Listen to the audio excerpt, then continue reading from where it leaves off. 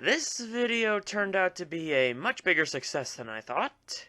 Hey everyone, this is Aiden, the Superior Riperior, and today, I'm doing a remake of my top 5 worst BattleBots, except this time, it's a top 10. Why am I remaking, you may ask? Well, because the original did really well, and I want to see if this one does well again. So, here are the rules. 1. Bots will be judged the same way as BattleBots reviewed, so if you've seen that series, you'll know how I judge them. 2. Only bots who I have seen fight, so no ambush, praying mantis, etc. 3. Only bots from the modern series, because I have not watched the older ones. And 4. A bot who has fought more than once has a much better chance of getting on, because I consider a bot that's fought more than once and failed twice to be worse than a one-shot stinker. Also, a bit of an extra rule, I'm disqualifying Nightmare. I'm sorry, but I've repeatedly expressed my opinion about it. It's bad, and it's already caused me enough grief in the comments section of the original video as is, so I don't feel like going through that again. So, with all the rules out of the way, let's get on with the ranking. Number 10. Radioactive. So, starting off this list, we have a forgotten bot from the first season whose most memorable attribute is getting smoked by Tombstone.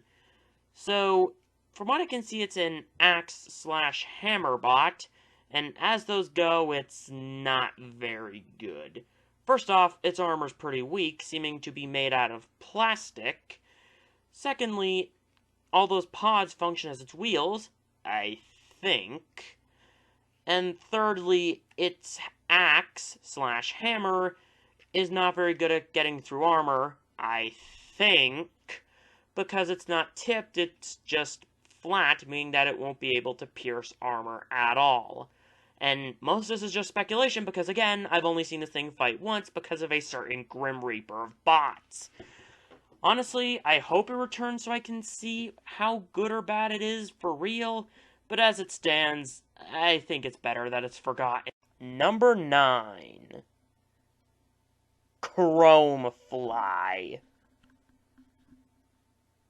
Oh, you knew this bot was going to be on the list. I mean, this is a bot who is infamous for its blade snapping off the minute it hits the enemy. I mean, just look at its fights against Bucktooth, Burl, or Bronco. That not only happened both times, but in Bronco's case, one of the spinners literally bent backwards, damaging the main body. Which, that is some seriously faulty design. Now, you must be wondering, if it's so bad with its spinners, why is it so low? Well, that's just because I think that it could have some potential if its spinners are more properly secured, since its driving seems to be okay, and it seems to be a reliable bot, but given its current state, and the fact that it's been missing for almost 2 seasons at this point, or no, actually 2 seasons, I think it's safe to say that this mayfly has just dropped dead. Number 8. Mammoth. Okay, so this one's more due to my own personal bias, as, well, just look at Mammoth. It's literally a giant bot made out of welded together tubes, which to me just comes off as incredibly frail. Like, it just looks like if given a good enough hit, the whole thing will just instantly fall apart. It's like making a house of cards. I don't care how careful you are with it, it will fall apart. And yeah, that is basically the only reason I have for putting it on here. Just the fact that I really dislike its design due to my own personal bias. And I know, it's the biggest bot ever made.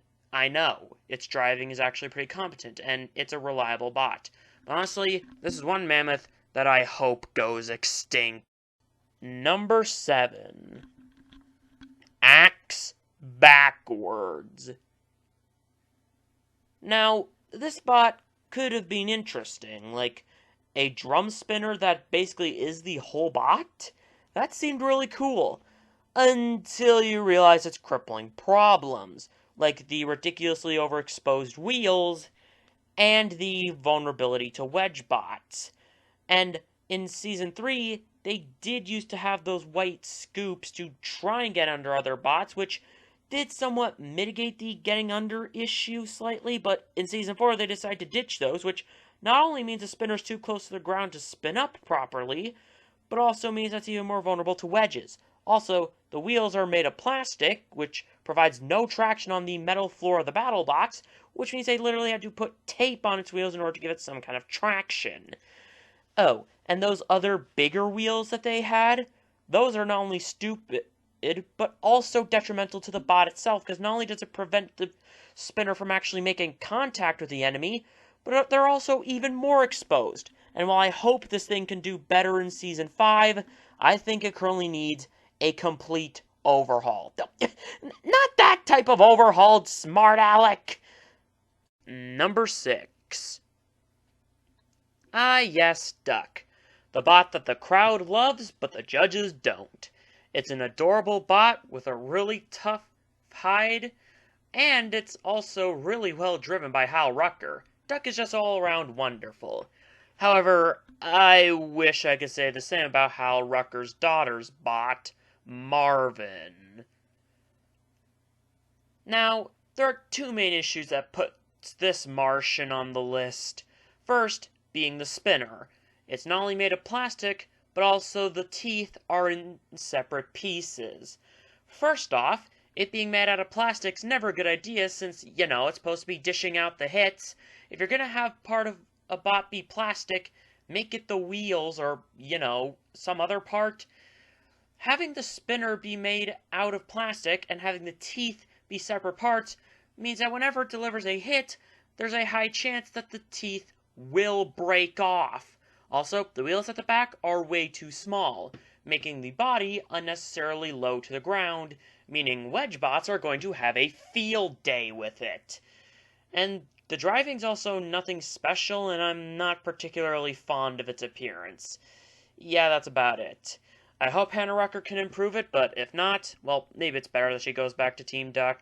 Number 5. Double Dutch. Now, you know how Chromefly's spinners were so poorly secured that they snap off the moment they hit the enemy?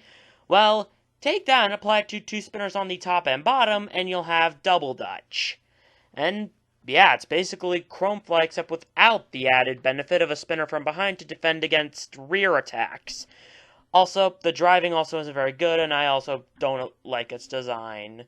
Or appearance, sorry. That's it. That's all I've got. Number 4. Warrior Clan / Warrior Dragon. Now, I'm just going to keep this brief, as I've already gone over why I don't like this bot in both a BattleBots reviewed episode and in my original worst list. So, all I'm going to do is briefly summarize my thoughts on it, which are that I feel it's an unreliable bot whose spinner keeps breaking down, which renders both weapons obsolete, I may add, and the concept of having two weapons but one requires the other to function, I find is highly redundant. That's it. Let's just move on. Number 3. Kingpin. Now, before we begin, I'm going to promise not to make any bowling puns during this segment, because I've already made too many of them when I originally talked about this bot. Now, as for the bot itself, yeah, I still really dislike almost everything about it. Like, in terms of performance, it barely feels like it can even move half the time because of how slowly it moves and how sloppily the driving is. Also, its design, those exposed wheel chains back there frankly make the bot look unfinished. Like, yeah, I know. Bots are expensive, and you gotta cut costs somewhere. And sure, this bot's weapon may have respectable power, but in the end, I just can't say this bot is anything other than a strikeout. Oh, gosh darn it, I did it again! Gah! Number 2. Rex. So here we have the original, placeholder for the worst BattleBot of all time, and yeah, I still really dislike Rex's design, if only because of those dang legs, where apparently it relies on top physics. I don't know. Just go look up a video about it from the 2015 season. I don't know how that works. Now, those legs cause so many problems as not only does it mean it moves really slow, not only does it mean it's super easy to knock off balance, in which case it'll just go flying across the other room riding on its spinner, but also means that its turning is pretty poor as well. Now, you might be thinking, if a bot's so unmaneuverable, why is it only number 2? Well, one, I think its Season 2 version, which is this one by the way, has some alright paintwork, and its spinner definitely does have some pretty good power, but those redeeming qualities are far from enough to make up for the rest of its shortcomings. Before we get to number 1, we have the Dishonorable Mentions Lightning Round. Oh yeah, we're doing this again, and this one's gonna be a doozy. Bale Spear. Useless weapon, but everything else is okay.